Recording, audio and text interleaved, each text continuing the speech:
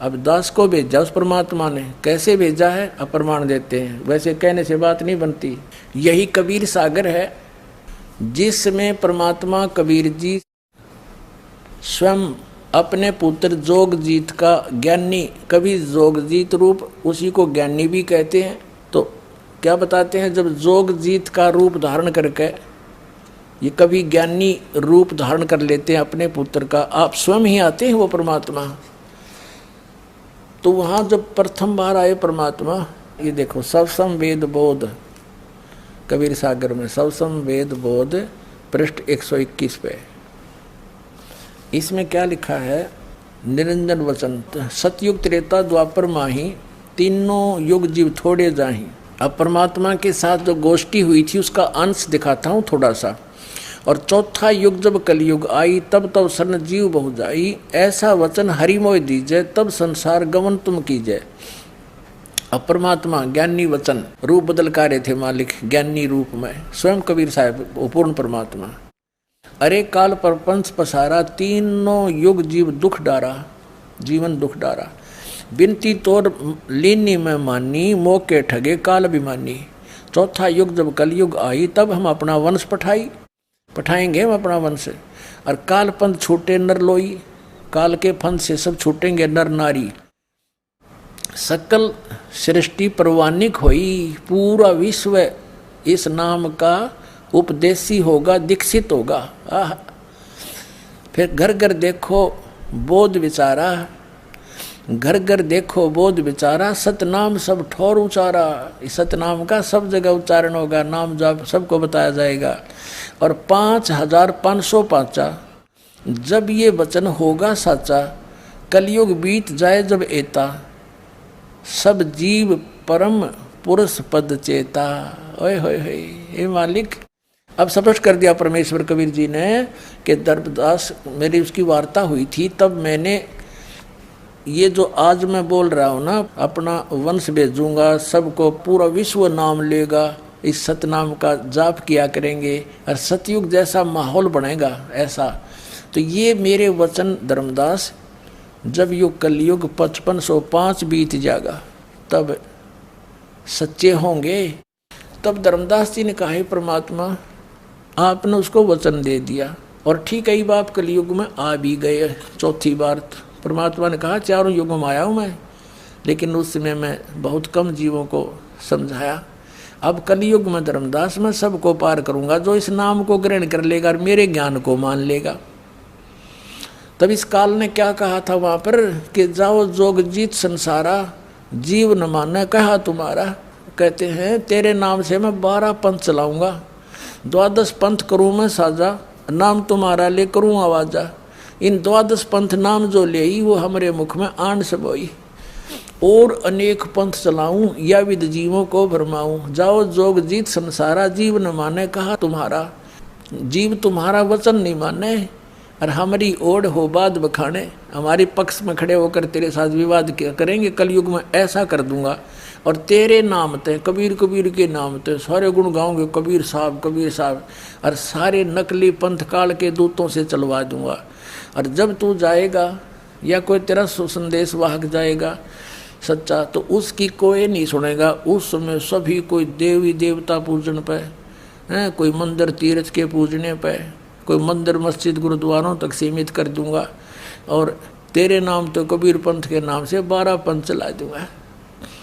तब कबीर साहब ने सारा कुछ बताया धर्मदास जी को। धर्मदास जी चिंतित हो गए कि हे परमात्मा, एक तरफ तो आप कह रहे हो कि मेरे वंशों को आप पार करोगे, मेरे वंशजों को। हे मालिक, आपकी कोई सुन ही नहीं रहा, आपके साथ कैसी बदतमीजियाँ कर रहे हैं, आपके पत्थर मार रहे हैं, झेरे कुएं में डालकर ऊपर कंकर भर दिया आप में। दाता आप तो समर्थ हो, आप बचे हुए हो। तो दाता आप कह रहे हो कि आगे तो घोर कलयुग आएगा, अभी तक तो इंसानियत शेष है इंसानों में मालिक, भगवान का डर भी है, लेकिन आगे कहो फिर वो पिछली पीढ़ी में पार करोगे तब तो और जुल्म हो जाएगा। तो जब कैसे आगे कैसे पार कर पाओगे आप इन अपने बच्चों को। तब कबीर साहब ने कहा, धर्मदास कलयुग बीतता 5505, जब कलयुग 5505 वर्ष बीत जाएगा उस दिन मेरा ये बात वचन जो आज मैं तू बोल रहा हूँ और तू सूक्ष्म वेद में लिख रहा है, ये वचन मेरे तब सच्चे होंगे। घर घर में इस ज्ञान का प्रचार होगा। और एक जैसे ये 12 पंथ चलेंगे, 12वां पंथ गरीबदास पंथ होगा और उस गरीबदास का पंथ चल चुका होगा, उसमें मेरी महिमा की वाणी प्रकट होगी गरीबदास जी द्वारा। और गरीबदास जी को मैं वो सही मंत्र दूंगा सारे, और वो लिख देगा ग्रंथ सा अपनी वाणी में, लेकिन वो प्रदान नहीं करेगा किसी को, उसको हम आदेश देंगे। और फिर उस गरीबदास जी का जो पंथ चलेगा, उस गरीबदास वाले पंथ में जब 5505 यानी 5500 के आसपास जो समय निकट होगा पिछली पीढ़ी का, तो उस समय मैं स्वयं आऊँगा, मैं स्वयं आऊँगा और इन 12 पंथों को मिटा के एक यथार्थ कबीर पंथ चलाऊँगा। तो परमात्मा ने कहा था कि जो मैं आज बोल रहा हूँ ना, आज तो ये मेरी बात तने धर्मदास किसी को भी नहीं यकीन होगा, और ये उस दिन सत्य हो जाएगी जिस दिन वो समय मेरा निर्धारित जो ठीक रख दी मैंने, यो समय आएगा तब सब सत्य होंगे, सब इसको जो है ग्रहण करेंगे। अब ये निर्णय करना है कि 5505 कब पूरे हुए, अब 2 मिनट में कर लेते हैं, दिखाते हैं आपको। अपने आत्माओं, अपने हिंदू समाज में शंकराचार्यों द्वारा दिए गए ज्ञान को हम ऑथेंटिक मानते हैं। अब उन्हीं के अंदर प्रमाणित करते हैं कि आज कलयुग कितना बीत गया। अब देखिएगा, एक पुस्तक है हिमालय तीर्थ, और इसके कौन है संपादक, JP नंबूरी, उप मुख्य कार्य अधिकारी श्री बद्रीनाथ केदारनाथ मंदिर समिति। अर्थात कलयुग के 3000 वर्ष व्यतीत होने पर बौद्ध मीमांसकों के मत पर विजय प्राप्ति के लिए शंकर यति के रूप में आविर्भूत होंगे। यानी शंकराचार्य का जन्म जब कलयुग 3000 वर्ष बीत जाएगा तब होगा, ये इनका भविष्यवाणी थी। और ये कब हुआ? ईसा मसीह जी से 508 वर्ष पहले आदि शंकराचार्य जी का जन्म हुआ। देखिएगा, ये पुस्तक है ज्योतिर्मय ज्योतिर्मठ, और ये कहाँ से छपी है? ज्योतिर्मय ज्योतिर्मठ। अच्छा, यहाँ पर क्या लिखा है? आदि गुरु शंकराचार्य का संक्षिप्त जीवन परिचय। हम थोड़ा सा पढ़ेंगे अपने मतलब का। गुरु परंपरागत मठों के अनुसार उनका आविर्भाव, किनका?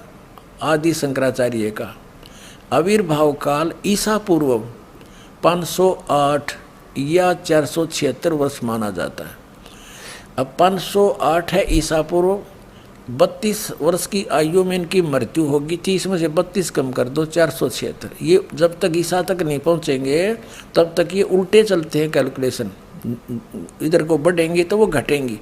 तो ईसा से 508 वर्ष पूर्व श्री शंकराचार्य जी का जन्म हुआ। ठीक है, अब इधर से हम गिनेंगे तो ईसा जी का जन्म हम सन 2000 से काउंट करें, आसानी से हो जाएगा। सन 2000 को आदि शंकराचार्य को कितना समय हो गया था जन्म हुए ने? 2508 वर्ष, सन 2000 को। और उस समय कलयुग कितना बीत चुका था? इन्हीं के उस ज्योतिर्मठ, ज्योतिर्मय ज्योतिर्मठ पुस्तक के आधार से उसमें ऊपर से गिनेंगे तो 3000 वर्ष कलयुग बीत चुका था। और जब उनका जन्म हुआ तो अब से गिने तो उस समय को जब 3000 वर्ष कलयुग बीत गया था, सन 2000 से गिने तो 2508 वर्ष वो जोड़ दें उसमें, तो 2000 सन 2000 को योग कलयुग कितना बीत गया था? 5508 वर्ष। अब हम 5505 खोजेंगे, वो कद पूरा हुआ। अब 5505 कलयुग कब पूरा होता है? तो सन 2000 को, तो 5508 बीत गया कलयुग। अब 3 पीछे चले जाओ, 1997 में 5505 वर्ष कलयुग बीत चुका था, यानी 5505 आ गया, सोच लो कलयुग। तो अब वो 5505/1997 का फिर क्या रहस्य है? परमात्मा इस दास को फाल्गुन सुदी एकम सन 1997 मार्च में इस दास को कबीर परमात्मा मिले थे। उन्होंने कहा था कि बेटा अब वो समय आ गया है, डिस्क्लोज कर दे इस पूरे प्रोसेस को। बोलो सतगुरुदेव।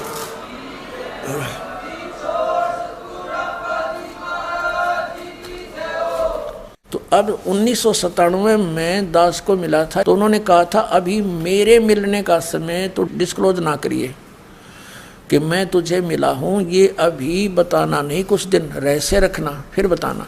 सन 2005 में इस दास ने एक पुस्तक लिखी थी भक्ति और भगवान। उसके अंदर प्रमाण की दिया था कि किस किस को वो मालिक मिले, कैसे उस दृश्य को सतलोक को देखा, वापस छोड़ा, कौन से मंत्र दिए। तो उनके साथ साथ दास ने कहा था कि इस दास को भी मिले और इस समय मिले। और एक पुस्तक है आध्यात्मिक ज्ञान गंगा, ये सन 2008 से चल रही है। उस समय से इसके अंदर भी एक चैप्टर है, उसमें दिखाता हूँ दास ने इसका पहले वर्णन कर रखा है। ये ना सोचना कि अभी बनावटी बातें बना रहे हैं, नहीं, ये पहले से ऑलरेडी लिखा हुआ है। 1994 में दास को ये नाम मिला, ये मंत्र आदेश दिया मेरे गुरुदेव ने नाम देने का। तो 1994 में स्टार्ट हुआ, 95 96, इन 2-2.5 साल में कोई ज़्यादा संगत हमारी बनी नहीं। तो कहने का भाव ये है कि तब परमात्मा ने 1997 में कह दिया कि अब इसको खुले दिल से दे दे, अब सब देख लेंगे, इनको अब चलने दे। अब देखो, ये आध्यात्मिक ज्ञान गंगा है पुस्तक, ये आपको पढ़ने को मिलती है, यहाँ से ले सकते हो। इसके 538 पृष्ठ पे एक अध्याय है यथार्थ कबीर पंथ परिचय। यहाँ नीचे है मुझ रामपाल दास को परमेश्वर कबीर साहिब जी संवत 2054 फाल्गुन मास शुक्ल एकम पक्ष एकम मार्च 1997 को दिन के 10 बजे मिले थे तथा सार शब्द की वास्तविकता तथा संगत को दान करने का सही समय का संकेत देकर अंतर ध्यान हो गए थे। इसको अगले आदेश तक रहस्य युक्त रखने का आदेश दिया था। किसको? कि मैं तुझे मिला हूँ, अभी ना बताना, कुछ दिन किसी का यकीन नहीं होगा, तू झूठा पड़ेगा। तो दास ने फिर लिख दिया, फिर आगे लिख दिया, विशेष किसी को बताया नहीं, लेकिन ये आज क्लियर होना था 2012 में। इसमें डूंडा पाटेगा, पूरे विश्व में तहलका मचेगा, सत्यज्ञान एक ही रह जाए कबीर भगवान का। पुण्यात्मा त्यागो उनको, रीत ने प्रमाण दे दिए, दास को भेज रखा परमपिता ने खुल्लम खुल्ला कहा, ये दास पूरी पृथ्वी पर ज्ञान नहीं जो इस दास के पास है, और अपना कल्याण कराओ। बोलो सतगुरुदेव।